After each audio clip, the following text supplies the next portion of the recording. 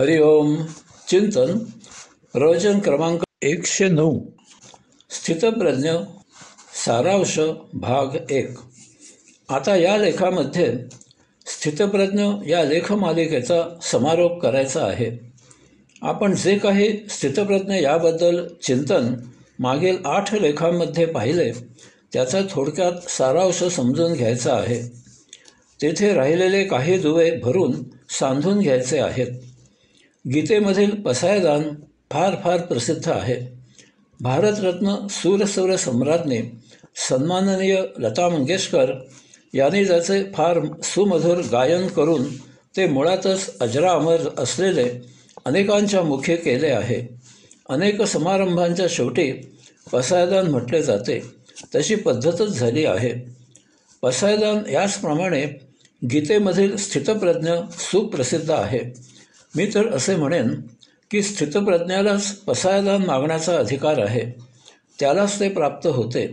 स्थितप्रज्ञ ही गीतेची वैचारिक बैठक, आदर्श मूर्ती, अपेक्षित पुरुष, गीतेचा गाभा, गीतेचे सारसत्व आहे. हे सारसत्व सर्वस्वी आचरणात यावे या उद्देशाने भगवंत श्रींनी सांख्ययोग या अध्यायात सर्वप्रथम ज्ञानयोग सांगितला. यानंतर या ज्ञानयोगाने कर्मयोग सांगितला. म्हणजे प्रथम जीवन जगण्याचे तत्त्व म्हणजे सांख्य ज्ञान सांगितले आणि मग ते जगण्याची कला म्हणजे सांख्य कर्म सांगितले. या अनुषंगाने सांख्यज्ञान सांख्य कर्म आचरणात आणताना यामधून भक्तियोग उदित होतो, हे आपण पाहिले. हे फार फार महत्त्वाचे आहे, कारण दारू, गांजा, अफू तयार करायचे सांख्यज्ञान आणि सांख्यकर्म भौतिकात कायम वर्तविणारे आणि म्हणून भगवंत श्रीपासून दूर नेराणे आहे. यास्तव भगवंत श्रींवरील भक्तियोगच असायला पाहिजे, तरच ती प्रज्ञा आहे. अशा प्रकारे ज्ञान, कर्म, भक्ती अशा त्रिवेणी संगमाने आपले जीवन संपूर्ण समृद्ध होते. गीतेमध्ये स्थितप्रज्ञ या शब्दाला, त्याचे बोध होणाऱ्या आशयाला, त्याच्याशी जवळीक साधणारा, त्याच्याशी मिळता जुळता समानार्थी शब्द गीतेने अन्य ठिकाणी वापरला आहे. उदाहरणार्थ स्थिरमती, स्थिरबुद्धी इत्यादी अशा आशयाचे शब्दप्रयोग गीतेत अन्य ठिकाणी आहेत. परंतु स्थित यामध्ये तेथेच कायम मुक्काम करण्याचा भाव आहे. आता या अवस्थेमधून कधीही व्युत्थान व्हायला होत नाही. ही सर्वोच्च ब्राह्मी स्थिती आहे. ही मानवी देहाची अंतिम उपलब्धी आहे. हा भाव स्थिर यामध्ये येत नाही.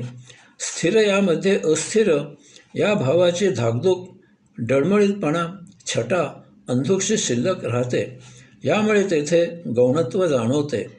तसेच प्रज्ञा या शब्दांची सर या शब्दांना बाज, मती या शब्दाला येत नाही. मतीमध्ये आकलन होणे, उमजणे, जाणणे हे भाव आहेत. परंतु प्रज्ञा यामध्ये हे भाव अंतिम आहेत. आता आणखी या पलीकडे मती चालणे शक्य नाही. याचप्रमाणे प्रज्ञा या शब्दांची सर या शब्दांचा बाज, बुद्धी या शब्दाला येत नाही.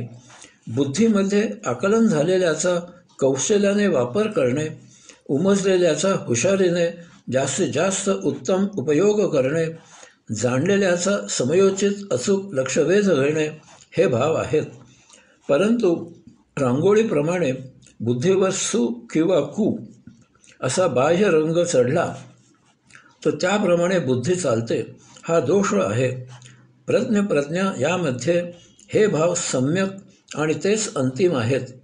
आता या योगे बुद्धी सु किंवा कु चालणे असंभव, कारण प्रज्ञा यामध्ये बुद्धी स्थित झाली, तिची हीच अंतिम अवस्था आहे.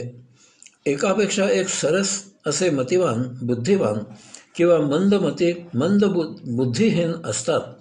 परंतु प्रज्ञा यामध्ये हे सर्व सम्यक अवस्थेत सामावलेले आहेत आणि त्यांची ती अंतिम परिसीमा, परिपूर्णता, सर्वोच्च अवस्था आहे.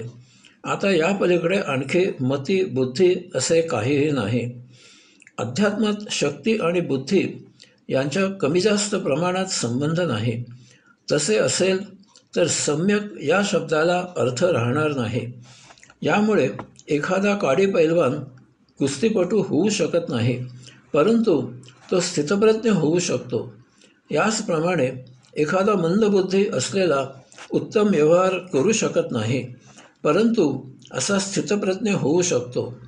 आपले संत अशिक्षित होते, परंतु स्थितप्रज्ञता प्राप्त झाल्यामुळे त्याने वेदांचे अर्थ सांगणाऱ्या सहज सोप्या सुलभ ओव्या रचल्या. आज त्यावर PhD दिली जाते. अशा प्रकारे स्थितप्रज्ञ याचे प्रास्ताविक विषयाशी ओळख करून झाल्यावर आपण स्थितप्रज्ञ याची सर्वसमावेशक व्याख्या पाहिली. मनापासून सर्व प्रकारच्या कामना वासना आपल्या नित्य आचरणामधून दूर झाल्यावर जो आत्मप्रेरणेने व्यवहार करतो त्याला स्थितप्रज्ञ असे म्हणतात. ही व्याख्या परिपूर्ण सर्वसमावेशक आहे, कारण येथे सर्वप्रथम जे करू नये त्या मनाच्या स्वाभाविक भोगप्रवृत्तीचा त्याग गौरविला आणि जे करावे ते आत्मप्रेरणेने व्यवहार सांगून त्याचाही गौरव केला. म्हणजेच सर्वप्रथम नकारात्मक इशारा आणि मग सकारात्मक आचरण असे दोन्ही ठसविले. अर्जुनाने भगवंत श्रींना 4 प्रश्न विचारले. स्थितप्रज्ञाची लक्षणे कोणती, म्हणजे त्याला ओळखावा कसा? 2. स्थितप्रज्ञ बोलतो कसा, म्हणजे तो व्यक्त कसा होतो? 3. स्थितप्रज्ञ बसतो कसा, म्हणजे तो संसारात वर्तन कसा करतो? 4. स्थितप्रज्ञ चालतो कसा, म्हणजे तो व्यवहार कसा करतो? भगवंत श्रीने स्थितप्रज्ञाची 3 लक्षणे सांगून त्याद्वारे त्याला ओळखावा कसा ते सांगितले आहे. हे अर्जुनाच्या पहिल्या प्रश्नाचे उत्तर आहे. 1. स्थितप्रज्ञ सर्व प्रकारच्या म्हणजे अत्यावश्यक, आवश्यक, अनावश्यक अशा कामना आणि वासना यापासून दूर राहतो. येथे त्याची निश्चयात्मक वृत्ती तयार होते. आपल्याला जे नियतीकडून नैसर्गिकपणे मिळते त्यात तो मोठ्या समाधानाने आनंदात जीवन जगतो. 2. यामुळे त्याला आवडनिवड नसते. त्याला कसलीही इच्छा, आकांक्षा, अपेक्षा, ईर्ष्या नसते. यामुळे मनाला उचापती करायला संधीच असत नाही. यायोगे त्याचे मन निष्प्रभ होते आणि तरीही ते त्याच्या जन्मजात स्वभावाप्रमाणे कार्यरत राहते. यामुळे प्रज्ञेने निर्णय घेऊन कायदे करावेत आणि मनाने त्यांची उत्तम प्रकारे अंमलबजावणी करावी. प्रज्ञा सरकार आणि मन न्यायाधीश. यामुळे गीतेला अपेक्षित बुद्धिनाश याचा अर्थ बौद्धिक कौशल्याचे प्रज्ञेत परिवर्तन आणि मनोनाश याचा अर्थ मनोवृत्तीचे प्रज्ञेला अनुसरून परिवर्तन होते. 3. अशा प्रकारे सर्वस्वापासून दूर झालेले त्याचे मन काहीतरी सतत करायला पाहिजे या मनाच्या जन्मजात नैसर्गिक स्वभावामुळे ते मन आता आत्मसान्निध्यात, आत्मभावात, आत्मसेवेत रत राहते. यायोगे ते सदा तृप्त, समाधानी असते. हीच स्थितप्रज्ञाची ज्ञानसमाधी असते. ज्ञानसमाधी नीट समजावी म्हणून आपण देहसमाधी सविस्तर समजून घेतली. देहसमाधीमध्ये देह निचळ, स्थिर, एका जागी शांत असतो. याचा अर्थ मन निष्क्रिय झालेले असेलच असे नाही. अशा या देहसमाधीमध्ये जेव्हा मन अमन नमन होते, त्याचे भरकटणे बंद होते, तेव्हा ते ज्ञानसमाधी साध्य होते. ही अशी ज्ञानसमाधी परमेश्वर स्वरूप असते असे समजावे म्हणून आपण योगाधिराज पातंजलीने केलेली दुःख, कर्म, परिणाम, संचय यापासून दूर असलेला पुरुषोत्तमाचा अंश म्हणजे आपल्या अंतःकरणामधील अंशात्मा हा ईश्वर आहे ही व्याख्या जाणून घेतली.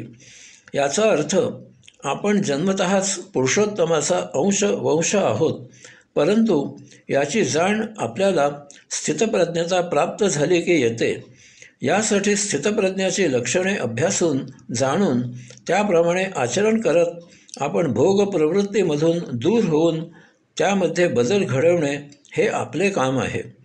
अशा प्रकारे आतापर्यंत अर्जुनाच्या पहिल्या प्रश्नाचे उत्तर म्हणजे स्थितप्रज्ञाची लक्षणे म्हणजे त्याला ओळखावा कसा हे सांगून झाले.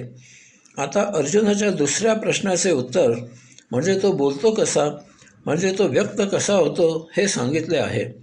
यासाठी द्वंद्वाचा आधार घेतला आहे. येथे 3 प्रकारची द्वंद्वे उदाहरण म्हणून सांगितली आहेत. 1. सुखदुःख.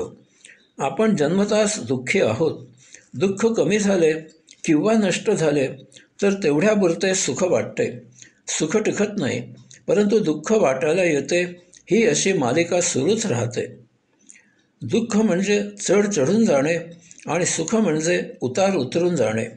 चढताना दमछाक होते, उतारावर भरभर उतरणे होते. म्हणून दुःख शांतपणे सोसावे आणि संपवावे. उद्वेग होऊ देऊ नये. उत म्हणजे वर जाणे. येथे कष्ट होतात, ते संयमाने सोसावे. हा आपल्यास गतसंचिताचा परिणाम आहे हे जाणून घ्यावे. तसेच सुखाने हुरळून जाऊ नये. सुख तात्पुरते असते हे लक्षात ठेवावे. तेथेही संयम ठेवावा. शांतपणे सुख उपभोगून संपावे. याचाच अर्थ आपण सुखदुःखाच्या अतीत जीवन जगायचे. यासाठी सुखाने उल्लसित व्हायचे नाही आणि दुःखाने निराश व्हायचे नाही. जी काही प्राप्त परिस्थिती असेल तिचा मनापासून आनंदाने संयमाने स्वीकार करायचा आणि संयम, सम्यक समतोल आचरणावर भर द्यायचा. 2. वीत राग भय क्रोध. वीत याचे 2 अर्थ आहेत. 1. सर्वस्वी परित्याग करणे आणि 2. आपल्या काबूत आणणे. या दोन्ही अर्थाप्रमाणे राग म्हणजे भावभावना यांच्यापासून अलिप्त राहायला शिकायचे आणि त्यांना दूर ठेवायचे. भय, कोणतेही भय हे शेवटी जीव जगणे याच्याशी संबंधित असते. यामुळे मृत्यू होईल या भावनेने सर्वात जास्त भीती वाटते. आपल्या मनाविरुद्ध, मर्जीविरुद्ध, विचारांविरुद्ध घडले की क्रोध येतो. यांच्या सखोल मुळाशी गेल्यास ते आपल्या मन, इच्छा, अपेक्षा यांच्यामुळे झाल्याचे लक्षात येते. आपल्याप्रमाणेच अन्य जनांना मन, इच्छा, अपेक्षा असतात. याचा सखोल विचार केला तर लक्षात येईल की क्रोध ही एक भावना आहे. त्याचे अवलंबन करण्याचे कारण नसते. एकमेकांमधील संवादाने भिन्नता मिटू शकते. वीत शुभाशुभम. 3. वीत शुभाशुभम. शुभ किंवा अशुभ या भावना आहेत. एकाला शुभ ते इतरांना शुभ असेलच असे नाही, अशुभ असू शकते. यामुळे आपल्यासाठी शुभ असलेल्यांमध्ये बेहोश होऊन अडकू नये आणि अशुभ असलेल्यांमुळे खिन्न होऊ नये. या योगे दोहोच्या मध्ये सम्यक आचरण ठेवावे. अशा प्रकारे हे सर्व साध्य होण्यासाठी संयम आणि इंद्रिय निग्रह असे 2 उपाय सुचविले आहेत. हे वाटते तितके कठीण नाही. फक्त ते कसे साध्य करायचे ते ज्ञानाने समजून घ्यावे. यासाठी कासवाचे उदाहरण आपण पाहिले.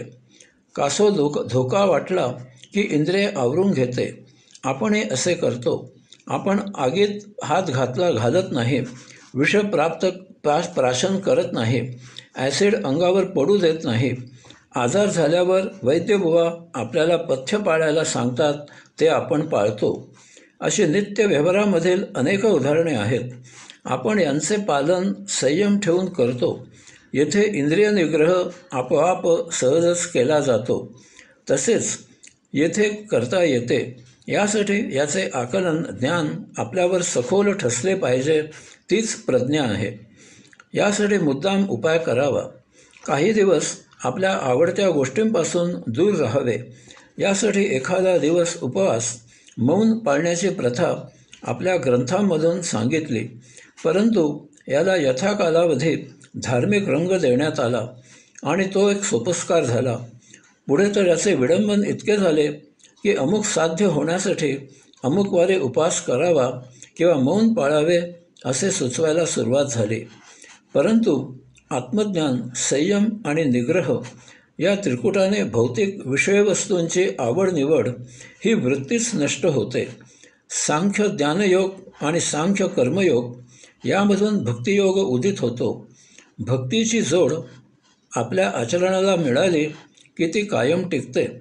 जितकी दृढ निश्चयी सखोल भक्ती करावी तितकी तितकी आपल्या अंतःकरणामधील आत्मशक्ती, आत्मऊर्जा, आत्मचैतन्य जागृत होत जाते. ती ईश्वरी म्हणजे स्वशक्तीच असते. येथे संयम, निग्रह, दृढ निश्चय सखोल होत जातो. कारण आपण मानवी देहाच्या मुक्ती प्राप्त करणे या जन्मजात एकमेव मूलभूत उद्देशाकडे क्षणोक्षणी झेपावत असतो. आपला देह, इंद्रिय, मन हे सवयीची गुलाम आहेत. त्यांना जशी सवय लावावी तशी ते वर्तन करतात. लहान मुलांना बालपणी ज्या सवयी लावाव्या त्यांच्या अंगवळणी आयुष्यभर जडतात. म्हणून आपल्यात म्हण आहे, जो गुण बाळा तो जन्म काढा. सवय संस्कार काय करावेत किंवा करून घ्यावेत किंवा करून घेऊ नयेत हे सर्वस्वी आपल्या हाती आहे. यासाठी संतसंग हा एक उत्तम उपाय आहे. Man is known by his companions हे लक्षात ठेवावे. यासाठी गीतेने मामनुस्मर मामेकम शरणं व्रज असा धोषा लावला आहे. सतत आत्मसन्निध रहा म्हणजे स भक्त मे प्रियाः हेही सांगितले आहे. या योगे भौतिक कामना वासना यांचे रूपांतर भगवंत श्रींच्या वासनेत कामनेत होते. स्थितप्रज्ञता प्राप्त होते. आपल्या रसाला कारण होणारी मालिका सांगितली आहे. विषय 1 विषय चिंतन, 2 विषयाची आसक्ती, 3 आसक्तीमुळे उपभोगाची कामना, 4 कामना पूर्ण होत नाही यामुळे क्रोध, 5 यामधून संमोह मूर्छित वर्तन, 6 यामधून स्मृतिभ्रंश झपाटल्याप्रमाणे कृतीचा पाचपोच राहत नाही, 7 त्यामुळे बुद्धिनाश. अशा प्रकारे बुद्धिनाश हेच अधोगतीचा अंतिमता कारण होते. याचा थोडक्यात सारांश 1 विषयाचे चिंतन हे बीज, यामधून अप्रसन्नता ही शक्ती आणि बुद्धिनाश हे फळ. या त्रिकुटावर उपाय त्रिकुटानेच परंतु उलट क्रमाने 1 विषयांमुळे रागद्वेष होऊ न देणे हे बीज, 2 प्रसन्नता ही शक्ती आणि स्थितप्रज्ञता किंवा बुद्धीची स्थिरता हे फळ. अशा प्रकारे बीज, शक्ती, फळ ही स्थितप्रज्ञता या विषयाची हे त्रिकूट ही सुलट उलट बाजूने थोडक्यात त्रिसूत्री आहे. याचे भरपूर मनन करावे आणि स्थितप्रज्ञता प्राप्त करावी. एषा ब्राह्मी स्थितिः पार्थ नैनां प्राप्य विमुह्यते स्थित्वा स्यामन्तकालेऽपि ब्रह्मनिर्वाणमुच्यते. अर्जुना, हीच ब्रह्मप्राप्ती झालेली स्थिती आहे. या योगे असा कधीही मोहित होत नाही आणि अंतकाळी या ब्राह्मी स्थितीतच स्थिर होतो आणि ब्रह्मानंदाला प्राप्त होतो. अशा प्रकारे येथे वास्तवात गीतोपदेश सारांशाने सांगून झाला आहे. परंतु आपल्या सर्वांच्या सुदैवाने अर्जुनाला तो उमजला नाही. यामुळे भगवंत श्रींना अर्जुनाला सविस्तर उपदेश करावा लागला. अर्जुनामुळे तो वैश्विक मोलाचा उपदेश आपल्याला सविस्तर अभ्यासायला मिळाला. ज्यांना मुक्तानंदात जीवन जगायचे आहे त्याने याचा योग्य उपयोग योग्य वेळीच योग्य सद्गुरूचे मार्गदर्शनाखाली करावा आणि मुक्त व्हावे. हरिओम.